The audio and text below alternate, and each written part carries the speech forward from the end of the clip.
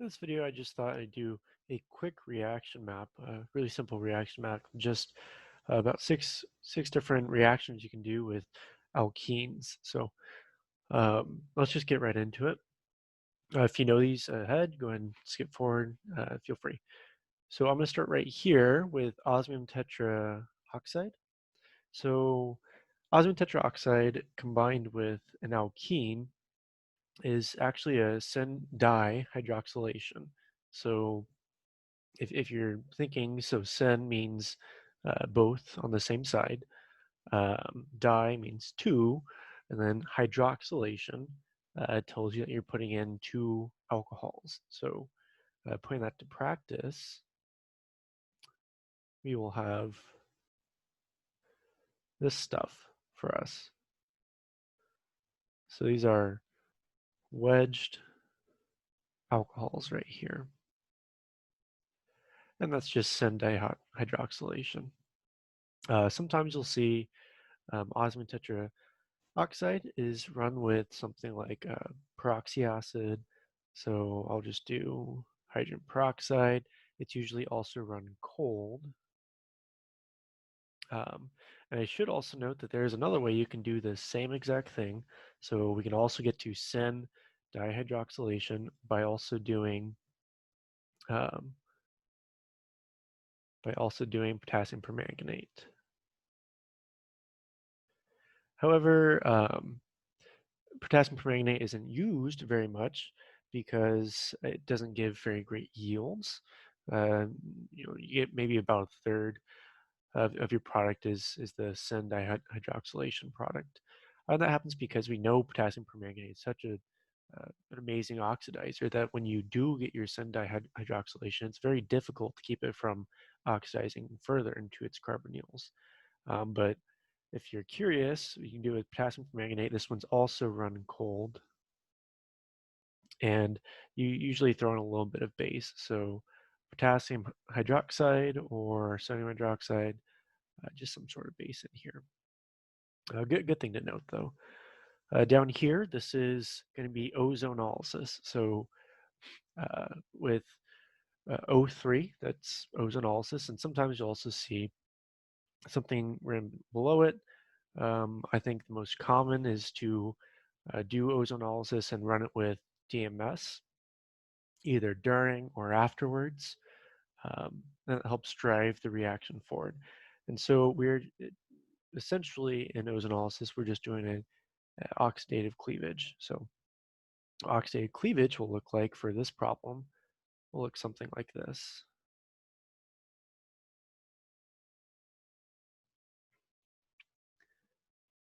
So let me just count real quick to make sure I've gotten all my bonds. 2, 3, 4, 5, and there's the sixth. Perfect. So these are two aldehydes. It's good to note that if instead we had, if we just suggested maybe a methyl group hanging off of that carbon, then one of these, when you split the bonds down the middle, you can kind of see one of them will turn into a ketone, and the other one will still be an aldehyde. So drive this point home, if I put another methyl group right there and I did ozonolysis, both would be ketones in this case. But our problem, we didn't have these two methyl groups, and so we ended up with just two aldehydes. So down here with HBr, so HBr is just some acid. When we throw it in here, and sometimes I think it's run with ethanol, but when we throw it in here, we are simply just going to add our halogen to, in this case, either carbon, because it is symmetrical and it does not matter. Just like that, and the H would be over here.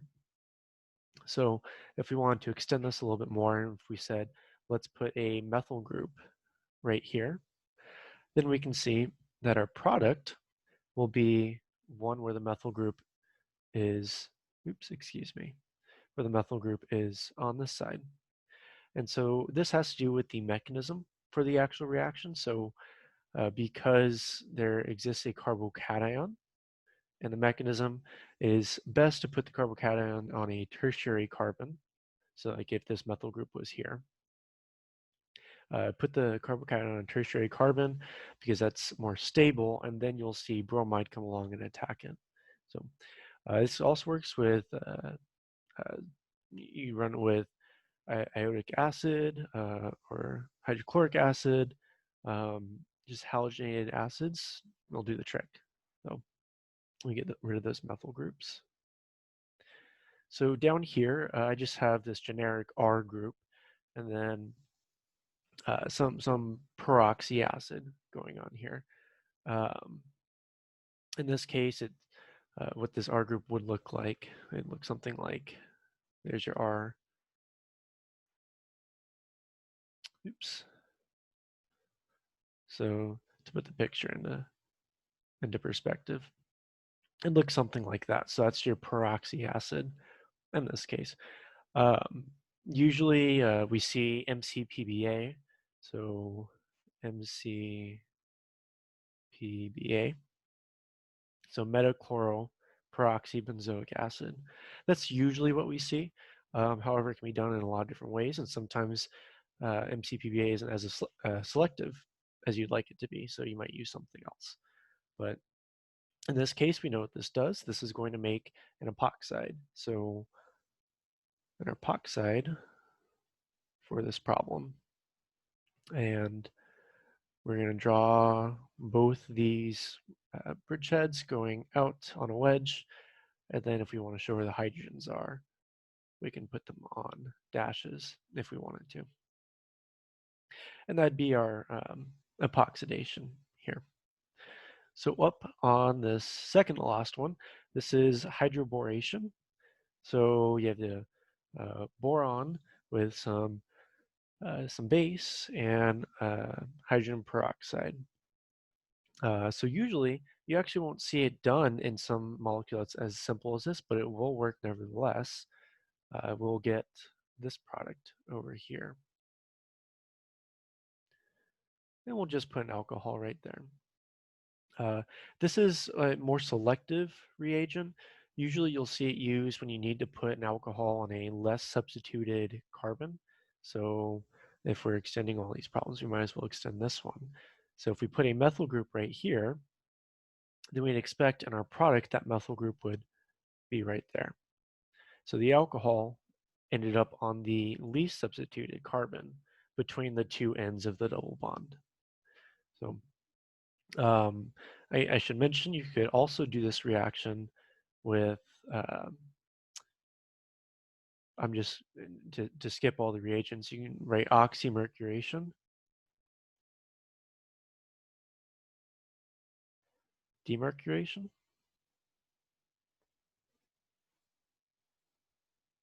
I think I spelled that right. And I'll get you the same product for this particular molecule.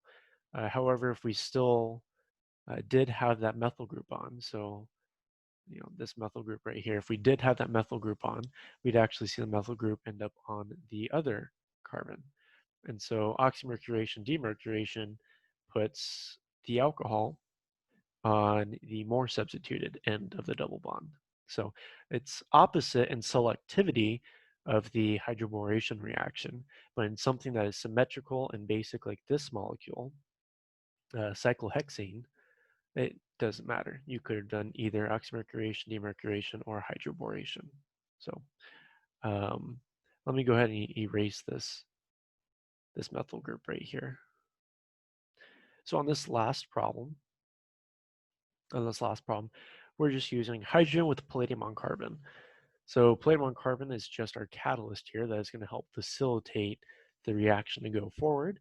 And we know that hydrogen is a great source for saturating some molecules. So if we went ahead and saturated cyclohexane, we just end up with this molecule up here in pink. And I could write where the H's went, so they're right here now. And I should also note that hydration with H2 with palladium on carbon will always be a syn addition. So our H's will be put on cis. So although there is no stereochemistry here, Um, we use something like purple to really, yeah, that stands out better. Although there is no stereochemistry here, if there were, we'd see that the H's were coming out on the same side. So you can kind of imagine that if you just in your head, maybe you used actually instead, what if we said, deuterium? So if we use deuterium instead, you'd see that be deuterium and that be deuterium, and they'd both be on the same side.